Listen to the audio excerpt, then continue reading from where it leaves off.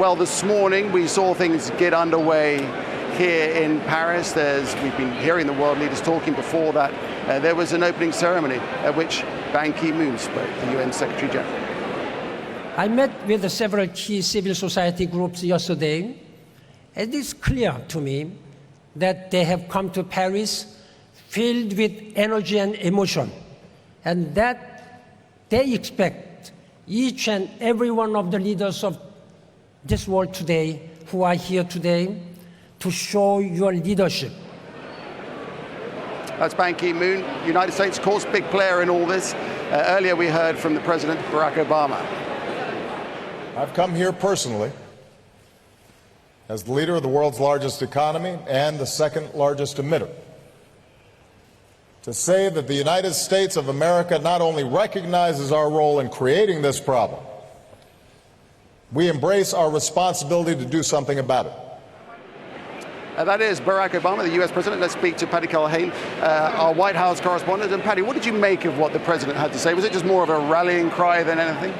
This was very typical of President Obama. He likes to focus on the positive. He likes to try and give encouragement to people. He ended his speech by saying, let's get it done. There are questions, though, about the actual details of what he's promising.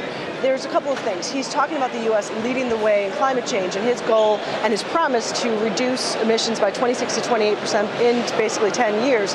The way he's done that is he set an executive authority, basically. Not to get too complicated, he basically said to the states, figure it out. You have this much time to do it. There are legal challenges to that, so it remains to be seen whether or not he can actually do that, if the courts are going to allow that.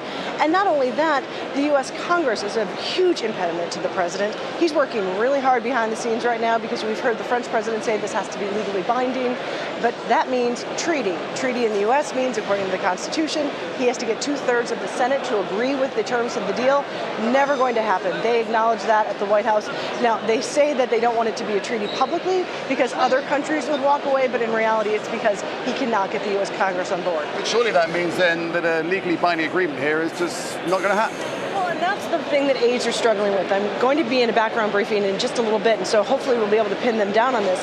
But they like to say there are going to be aspects of this that are legally binding, but it's not clear at all, if you look at the U.S. system, how that happens. The president can say, I agree to this, but then the next president can simply say, I no longer agree to it. For something to really stick, the U.S. Congress really has to put its imprint on it, and that doesn't look like it's going to happen. So how they're going to square that circle, they actually haven't been able to say so far. All right, Patty, we'll leave it there for the time being. Thanks very much indeed. As ever, great information there from Patty Culhane, our White House correspondent.